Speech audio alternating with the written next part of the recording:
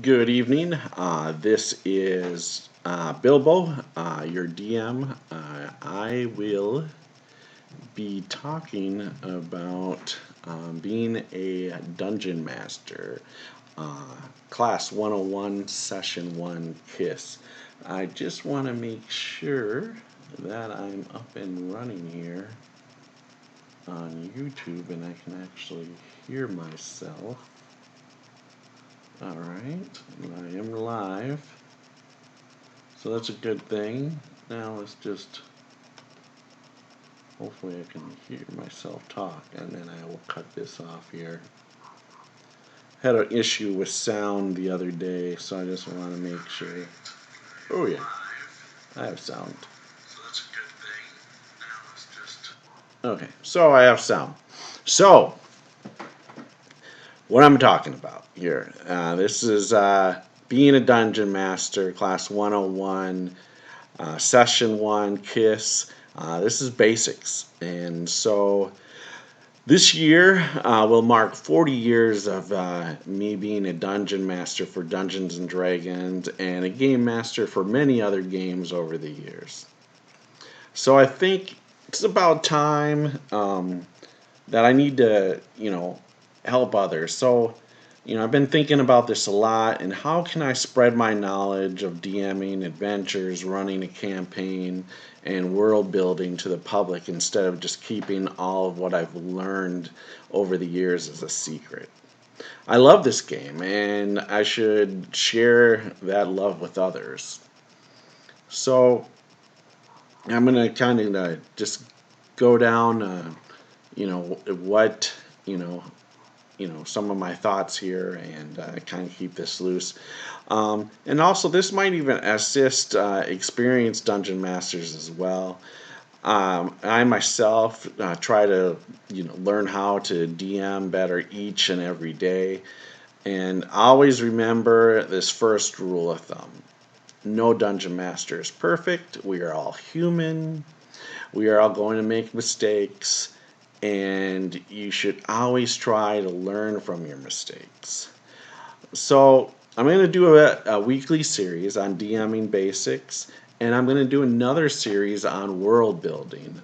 I have World of Hearthron, which is my world that has existed almost since the beginning of me playing. It wasn't called World of Hearthron when I started. I didn't even have a name for the world. I had an area that I started with, and I'll talk about that in that world building. But what I really want to talk about here is more of the basics and getting out there and DMing. So I'm gonna I'm gonna go back to the start, back in time, and talk to myself as a teenager. Talk to me, to my teenage self. What I wish someone told me when I started over 40 years ago. Back then, we didn't have YouTube or Twitch to watch other DMs in action or experienced DMs sharing their secrets on what they do as a DM. Now we have those sources to share. If you were lucky, like me, you had a local gaming store near your home, and my parents would let me go up to the store on Friday nights and play D&D and learn from adults that were playing the game. But remember, this is 1977, 78, 79, 1980, when the game was really just starting out. Even these adults didn't know what they were really doing. And we had Dave Arneson right out of our game store. I mean, so he was playing there. To be honest, I don't remember if I ever watched him DM or for that matter might have even played in one of his games when I was younger on a Friday night up at the store. To be honest, all that was kind of a blur in a sense of who I played with, and and then I eventually started DMing up there too. So the coolest thing I can tell you about what I saw from Dave was the Tomb of Horrors crafted out. It was on display at the U of M, and this this is one thing I can really remember about him as a kid, seeing this whole crafted dungeon, Tomb of Horrors, laid out in craft at the university. And it's one of the things I fell in love with the game. Uh, but I cannot tell you, if I even played with them. I didn't even know, to be honest, really. 10 years old, you don't really pay attention in the sense that, 10, 11, 12, that age. Oh, this is one of the guys that created the game. All I paid attention was Gary Gygax, because that was the first name on the books back then. We had 3 paperback books when I started, and I didn't read the second name on there, and no one in the store treated him any different than any of the other gamers up there, and a lot of them were war gamers, and they were just really getting their feet wet in Dungeons and Dragons, along with me as a brand new. And like I said, to be honest, I became a teenager, and the next thing you know, I'm DMing Friday nights in this gaming store, having adults playing my game, and even going to local conventions and hosting my own game there as well. So, back then, everybody was randomly rolling up dungeons out of the paperback book, Monsters and Treasures. The book we all owned. If you had the 3 books in the set, that was one. That was volume 2, and you would roll everything from like the size of the room, traps, monsters, treasures, maybe how many doors were in the room, how long the next hallway would be, all sorts of crazy things. You just roll. And it was so random, no rhyme or reason for anything in there. But it was great. It was a lot of fun. You just made these mega dungeons, all the time. And that's what you would run through. And that's all we knew. It was a lot of fun, but that was it. That was Dungeons and Dragons back then. And then, of course, the little banter role playing. You're playing a halfling or a dwarf or an elf, and the different classes and stuff. Your fighter, your rogue, and so on. But that was a lot of fun back then. Playing my 10 to my teen years and so on. Now, of course, if I was starting to DM in 2017, I would tell myself this first lesson: KISS. Keep it simple, stupid. Remember, I'm talking to myself, not you viewers out there. Not calling any of you stupid. It's me. It's an old military term we used to use. And so what do I mean by KISS? So I'm going to kind of go down and break down 5 things that I think are important here at starting as a dungeon master. First, start out with a one-shot adventure from the Dungeon Masters Guild. Second, make sure this one-shot adventure is for first level characters. Third, start with 3 to 5 players in your group. Fourth, understand you don't have to be an expert at the rules. And fifth, the most important thing of all, if you remember this, of all things, have fun. You have to have fun. So let me break down these 5 things down into slices of pie. So first off, I would tell you to go out to Dungeon Masters Guild online. Look for a one-shot adventure to start your first game with, to DM.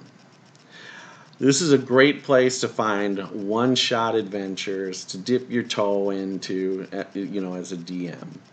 I wouldn't recommend going out and buying like Curse of Strahd and trying to DM that your first thing. You want to have some experience under your belt before you take on one of these tomes. A one-shot adventure on Dungeon Masters Guild is perfect. You can buy one really cheap, or even try one that's out there free. And if you like it, you can go back to the site, buy it again, and show your thanks to that creator. Don't go out, like I said, and buy Storm's King Thunder for $50 and try to DM that your first time out. You'll probably end up hating yourself and never want to DM again. These large tomes that Wizards of the Coast are really putting out there are for experienced DMs. I mean, they are a lot of work, a lot of reading. So, you have that one shot. You find something out there on Dungeon Master Guild you want to DM.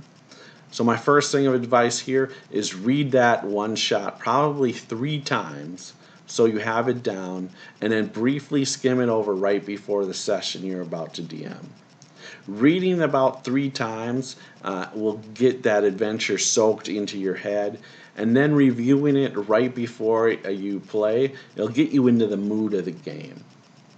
I remember my first DM session was with my friend's older brother who taught me how to play D&D, and put G1 in front of me and said, DM this. No time to read the material, but guess who did? Yes, the older brother who told me to DM it. It wasn't fun for me at all, but from there on, I was the DM in the group. I took over and created my random crazy dungeons from there on out, and have never looked back. Start out, like I said, with a first level adventure with your players. It's easier to DM low level characters at the start of your DMing career than, say, 5th level characters. These characters don't have archetypes yet, they don't have many spells they can cast, and encounters at first level are pretty easy to run. Start with a small group of players, 3 to 5 for your first adventure. When I started, I had 3 players, and then I added 2 more. As time goes on, you can add more players you're comfortable with. But at start, stay in the range of 3 to 5 players. I mean, my current group, I think I have 8 players or 9 players at my table, and I've had a dozen before. Which can be chaotic. Even for me, when I was a young teenage DM, having 12 people is chaos. A lot of energy, though, back then. So, next, understand you don't have to be a rules expert and read each book right here. I have the player's handbook right next to me, Dungeon Masters Guild. You don't have to read these, and you don't have to be an expert to get out there and DM. Just get out there and do it. You're going to make mistakes. Don't worry about it. Learn from those mistakes. Look up rules or spells if you need to at the table while you're playing. Read them out loud so all your players can learn too. If you ever watch Chris Perkins with the Waffle Crew or Matt Mercer on Critical Role, you see both of them doing this all the time. It's okay. You don't have to be an expert. And you might have a player at the table that knows rules too that can help you out. You can really get by DMing a one-shot adventure with Player's Handbook. Your first shot out at DMing. You don't even need the Dungeon Masters Guild. Just use the Player's Handbook. That will get you started. Just get down the basics, like running a combat turn. You don't need to know each class, how each class works, how each spell works. Learn them as you go. Have your players read out their special abilities or spells when they come up in gameplay. Some good advice I can give you on the rules is this. Be humble. If you make a mistake and a player points it out, just say thanks for the clarification and move on. Don't get into arguments over rules during the game. If there is a disagreement on a ruling, say let's continue on with the game. We can look further into the rule after the game. Why? You don't want to disrupt the game and upset other players at the table and take away the fun from them. This is all about having fun. Remember, this is a game. I've played Dungeons and Dragons all editions, from the paperbacks all the way to second, third, 3.5, fourth edition a little bit, and now into fifth edition because I really love this game. In fact, I can tell you the books back in 1977 that I had in the little white box, the 3 books. Uh, Before I read any novel cover to cover, I read these books. In fact, the next book I read after reading my Dungeons and Dragons books was The Hobbit.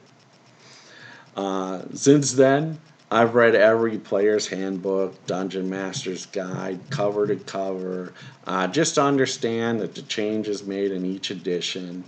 Without a doubt, I can tell you, you do not need to read any of these books cover to cover. If you really want to, wait to later on down the line and then you can go in and read.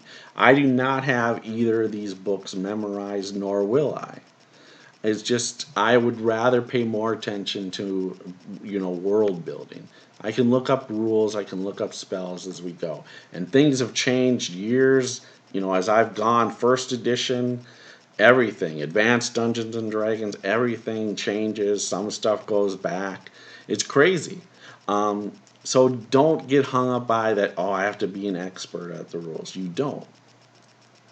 Now, this is the most important advice I can give you. Have fun. If you are having fun as a DM, your players should be having fun too at the table. Be a fan of the characters. You want them to succeed. It's not you against them. Even though some of your players are going to feel this way, even years down the line, they're going to feel like they have to win the game against you. It's not a game against the DM against the players. It's not. You are there to have the characters succeed. You want them to succeed. It's not, like I said, it's not you against them. When the character makes a good attack on a creature, disarms a trap, or comes up with a great idea, praise them. Way to go! That's perfect. Great hit. That goes a long way. They're going to remember that. Remember, this is a game, and people want to win a game. However, remember, you are not there to kill the characters, and it's not a game for the dungeon master to win. You are there to be a dungeon master and be a fan of the game and share it with others. But also, don't feel like you can't have a character die because you think the player won't come back if you kill his character. It's a game, and characters will die because of a die roll or poor judgment on a player's part.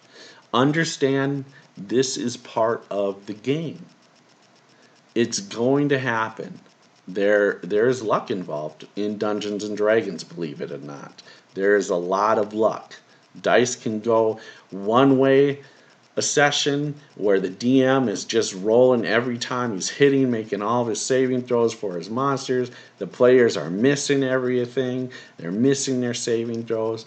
And the next thing you know, the whole party dies. It happens. But it is part of the game. And sometimes those are some of the most memorable sessions, is something like that. It's usually those are more memorable when versus the characters being victorious every time.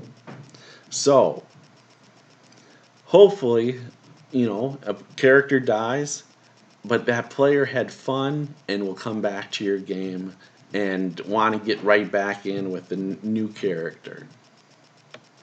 In the end, it's all about having fun. If you are enjoying DMing the game, it will show. And the players will want to come back and play in your next game. One last thing. Here we're on YouTube. So it's a pretty good chance you've watched or are a fan of Matt Mercer DMing Critical Role, Chris Perkins DMing The Waffle Crew or Acquisitions Incorporated, Adam Cobell DMing Court of Swords on Roleplay, Matt Click DMing with Tabletop Terrors, Will or Askren DMing on Encounter Roleplay, Remember, these guys have all been DMing for years. Don't feel like you have to be a Matt Mercer or any of these other great DMs. Just get out there and DM. Take the plunge into the pool. It's not that cold. Trust me. And maybe 40 years from now, you are giving advice to some new DM out there just like I am today. I also have to say I'm a fan of many other YouTube channels and Twitch streamers out there where you can learn from. As a DM, you can watch and learn. Nerdarchy, Nerd Immersion, uh, the dames over at Shield Maidens, Dawn Forge Cast, and many, many more out there. You can learn from them, and hopefully you're watching my game as the Grey Guardians. And we are getting better and better at streaming. Uh, and at our table, we have over a combined 150 years of Dungeons and Dragons experience at that table. So it's a lot. So that's lesson one. Kiss. Keep it simple, Smarty. Please let me know uh, how your first session goes. Put this out in the comments. If you have any questions, I'd love to help anyone that's asking for DM assistance. Future episodes, I will discuss basic stuff from everything from building encounters to determine experience for characters. And please, let me know if you want me to talk about a certain topic that you might be struggling with as a dungeon master. So with that, this is your friendly Dungeon Master Bilbo signing out. I hope you have a great night. And remember, it's cool to be a geek. Happy DMing. And good night.